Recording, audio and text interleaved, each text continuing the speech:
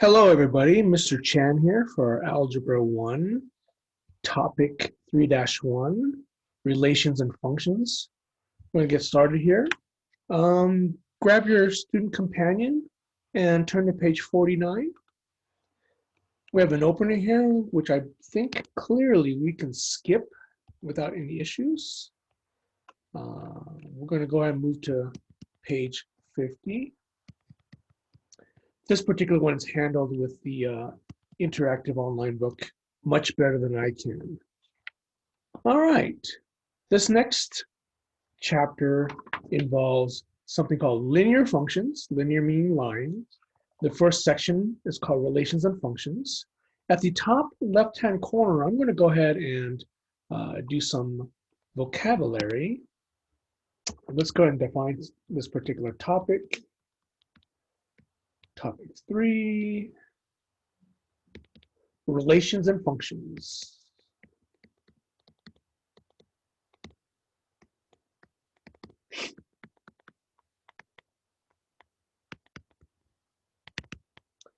A relation, simplistically speaking, is a set of ordered pairs.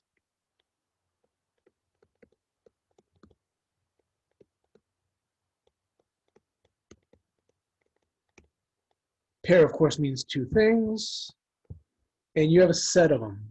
It could be X's and Y's, it could be boys to girls, if you're counting those. It could be all kinds of pairing relationships. Functions is specifically a type of a relation where each input has exactly one output.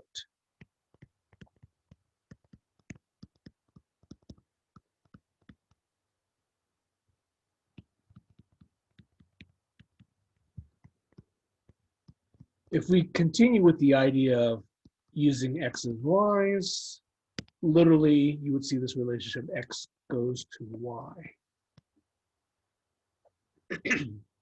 And when we look at relations, the first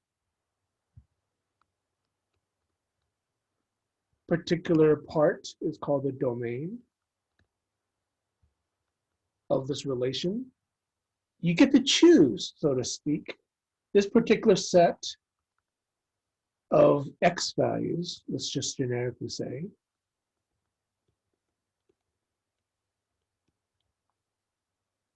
of a function. Somehow you take those set of data values and apply some formula, some equation to it, and you come up with the result or range of values. This is the set of Y values of a function.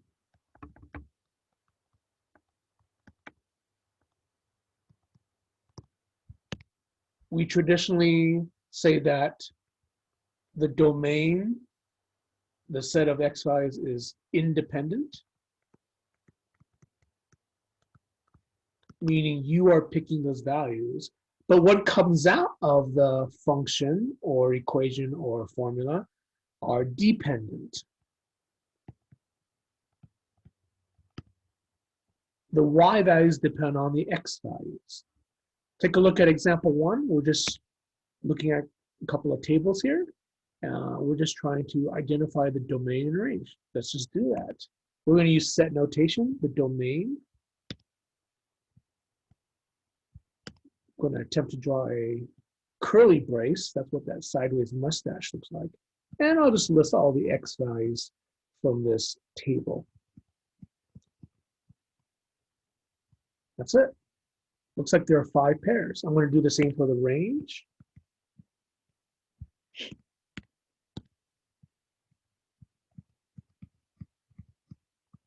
And I'm using, of course, commas to separate the data values. That was pretty easy, right? 1B is the same. Let's do the same. Different values.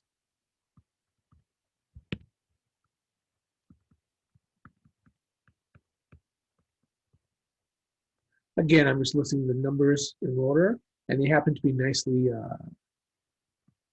increasing for the X's. Not so the Y's. They act differently, of course. There's no guarantee there. Get it? They are dependent on the x's. We don't really know what the function is itself, but these are the data values in the table. Pretty straightforward. All right, I think we're ready to move on to example 2. Analyze reasonable domains and ranges. Example 2 has a couple of scenarios where you're identifying a reasonable domain and range for each situation. First situation is a bowler pays $2.75 per game. So I believe we want to come up with a reasonable set of domains and ranges. So traditionally, anytime we have a real world problem, I'm happy to draw a picture for everyone. Oh, there's my little bowling ball. And we'll do a bowling pin. Oh, not too bad, right? All right. So my domain would be related to the number of games I play, or the bowler. I mean, we would play 1 and so on. I don't know if we can put 0 there, if that's appropriate, but you get the idea. I can just keep going, I guess. So the ... means that's part of the domain. I usually get tired after the second or third game. Each of the games do cost $2.75. So if I do some math in my head or use a calculator inside, I'll get these dollar amounts.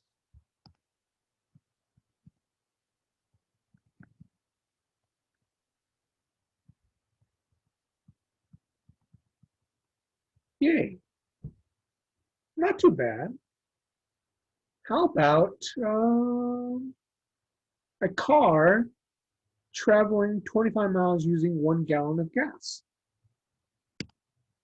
Let's talk about the domain there.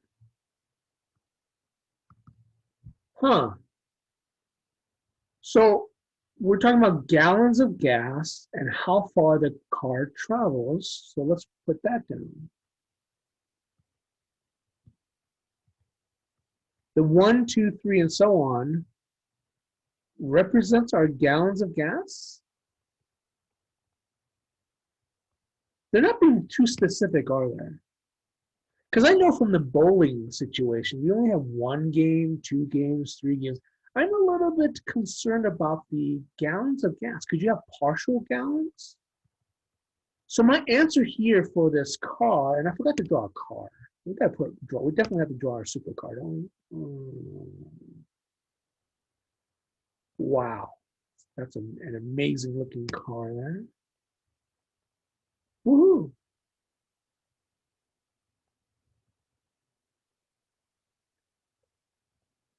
Feel free to do the same for yourself. Definitely. Yeah, okay. But for the range, of course, every gallon of gas provides 25 miles of travel.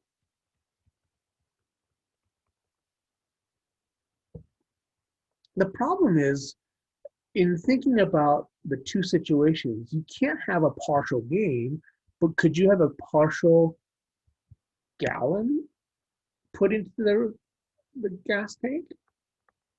So it's kind of interesting. Kind of like buying items at the grocery store. Okay, so I put a question mark there with the gallons of gas. Did I do that correctly? That's the question. We do know that this particular situation is that our number of games is considered to have, in this particular set, discrete values. These are whole numbers. A great example might be buying lemons or something at the grocery store and playing bowling, right? You can only have 1 lemon. You're not allowed to break open a lemon. They're going to kick you out if they see you messing with the produce there, right? And if I were to plot whether it's lemons or the number of games we play at bowling, your graph might look something like this.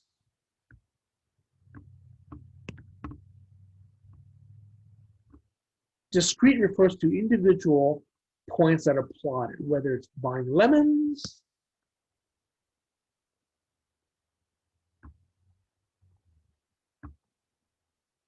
for example, versus bowling games or something like that. Okay? Makes sense? Discrete. 1 lemon, 2 lemons, 3 lemons, 4 lemons cost so much per lemon. Discrete means individual dots. Whereas the gas, I'm just gonna say it's not discrete. This particular situation is continuous values. I can have a partial gallon of gas. This involves fractions and decimals, right? Part of a whole number, right? I mean, since we started with the idea of the grocery store, and that's a funny looking lemon, by the way. Peanuts, right? Lemons versus peanuts. The weight of peanuts is how you would buy them at the grocery store.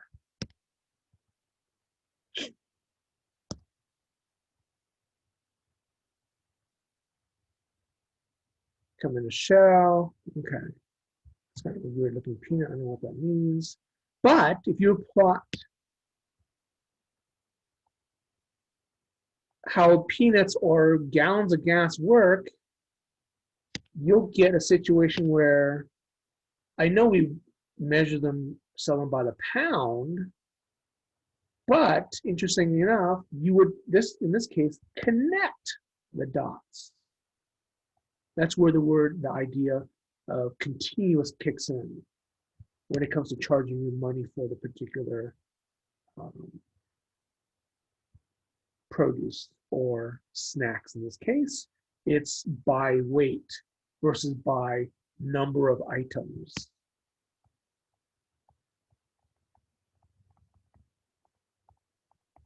Okay, makes sense? All right. So be careful when you're dealing with a real world situation. Lemons, each of those lemons, and by weight, I mean, you can do it by pounds, I guess, or ounces,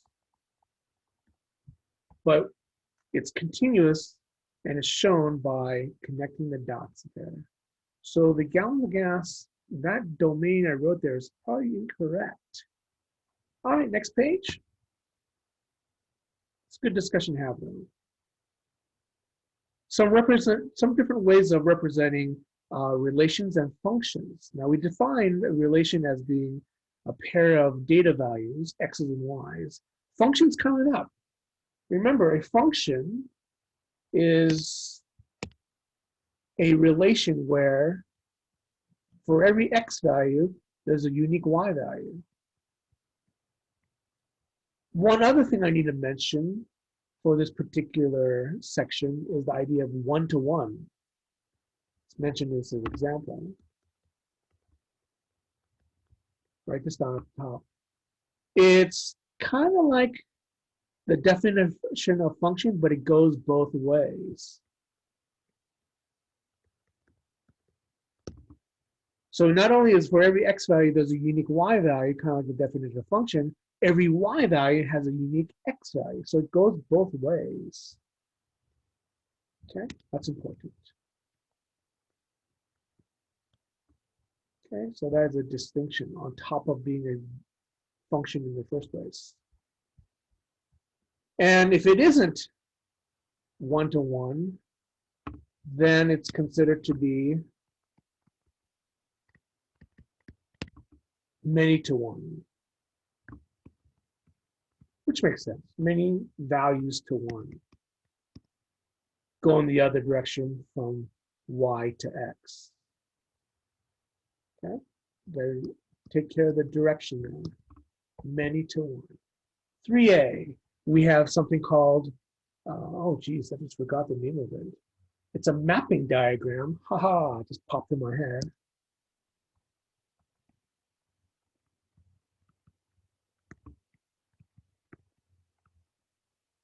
showing a couple of, I don't know, rectangles or something, going from one to the other. I mean, you can call it as going from X's to Y's, the mapping diagram. And we know traditionally what the other one looks like here. Number 3A, we have -2, 3, and 4 in the domain, 5, 6, 7, 8 in the range. Notice the arrows showing you the relationship. -2 has a 5 value. 3, however, has a problem.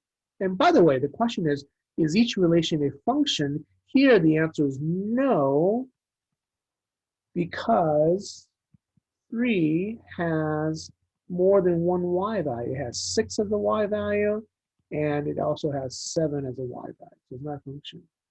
Okay, so we stop there. Second one is interesting. We have a graph of a line. We call these linear functions, of course. This particular graph, no matter where you focus, there seems, going from left to right, to be only one y value. 0 has a single y value, 3, 1, and so on and so forth. And no matter where you land on the line, there is only one y value. So the answer to this question is yes, it's a function.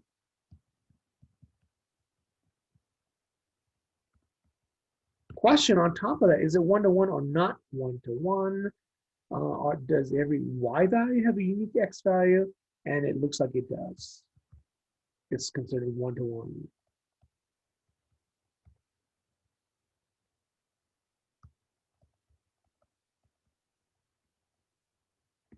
Yay.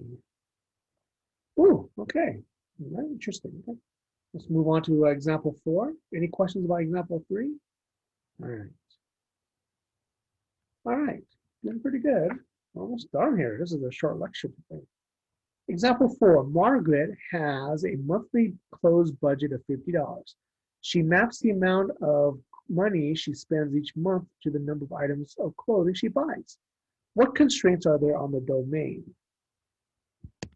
In honor of word problems, doesn't help her to draw some clothes that Margaret probably buys. Look at that fashion. What? We have a limit of $50. That is definitely the limit. So the domain is the number of items is limited to $50 budget. So the number of items bought is limited to the $50 budget. Monthly budget.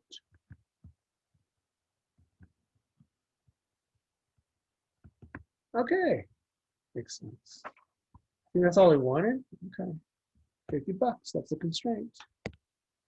I think we're ready for the last page. Here we go. Next page. Zoom in a little bit.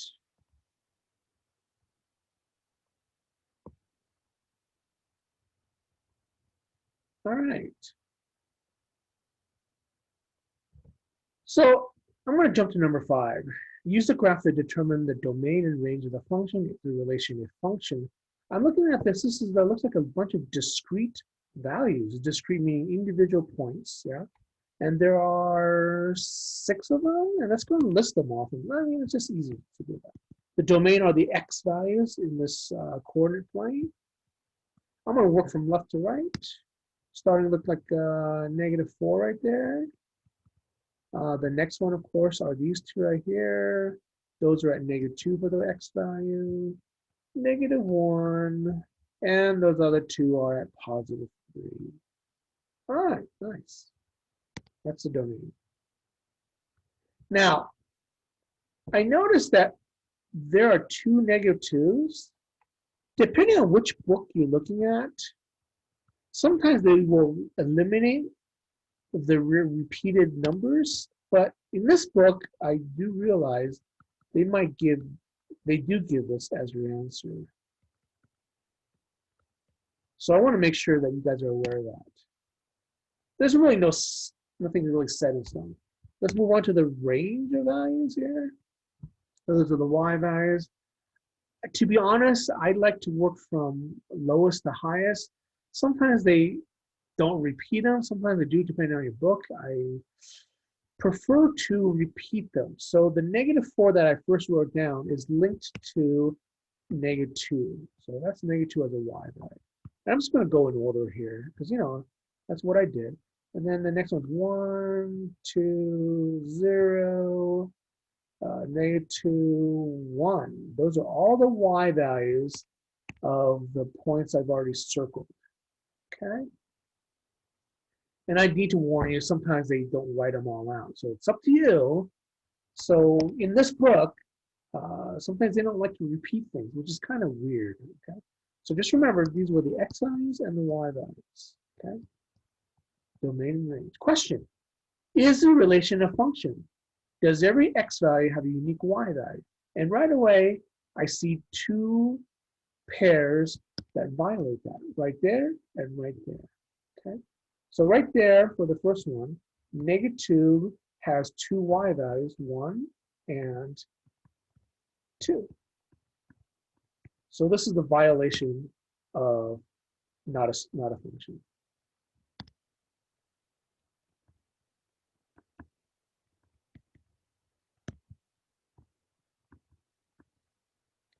Every x value has a unique y value. There's one pair, and might as well list the other one too, just to say I did. That one's at -2 and 3, 1. Okay. So this is +1.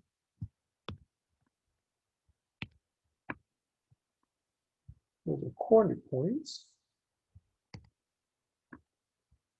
All right, pretty easy. Let's look at number 6.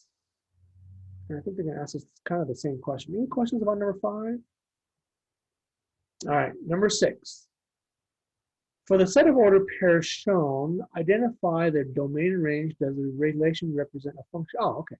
So in our last problem, we had a graph of discrete values. Here we just have the list of coordinate points. Let's go and identify the domain. Those are all the x values, the first value in each pair. I'll just list those. Da, da, da, da, da, da. I hope I'm not messing any of these up. I think that's it. There are 7 points. Yep. And the range, I'm going to put in the second value of each pair. Okay, here we go. 8, 5, 6, 2, 4, 9, 7. All right. So I'm doing a quick scan here. For every x value, there's a unique y value. Is this hold true? Question mark. Right away, I'm drawn to the number 5. Bam, there it is. The independent value 5 in the domain has more than one y value, so the answer is no, it fails. Not a function. Oh no.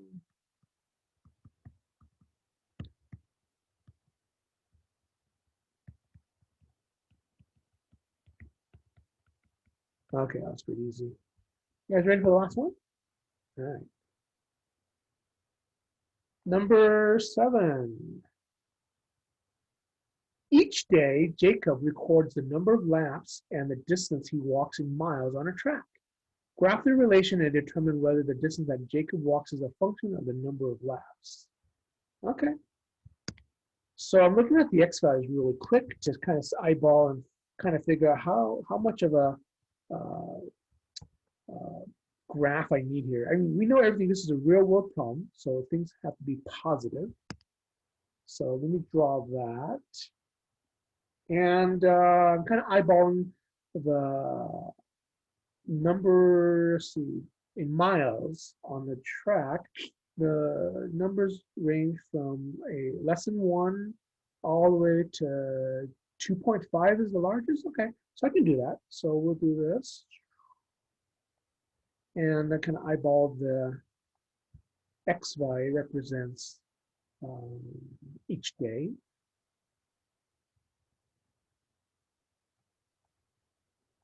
and the vertical axis represents the number of miles.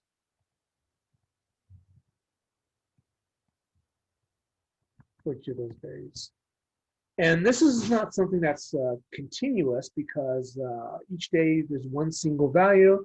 So this is a single discrete situation. So there are, I'm looking at the exercise, there 10 days involved. Okay, let's do 10 here. So that's 10, that's 5, just cutting things in half. 1, 2, 3, 4, 5, great. So sometimes half the battle is to actually come up with the graph itself. All right, number of miles. There you go. And I'm just going to plot this. 3, 0.75. 6, 1.5. Kind of eyeballing this. 9, 2.25. Okay. Wow. While I'm walking there. 2, half a mile. Okay. Interesting. 7, 1.75. Okay, I see a pattern here. Good job. He's walking a little more each day. Somehow the data is kind of thrown at us out of order. 10, 2.5. Okay, so right up there. A little more right there. And 4, 1. Okay, definitely looks linear to a certain degree. I can't guarantee that. I'd have to check every point, maybe put it through a statistics program and see what the correlation coefficient is. That's for another day. Does it look like every x value has a unique y value? The answer is yes. This relation is a function.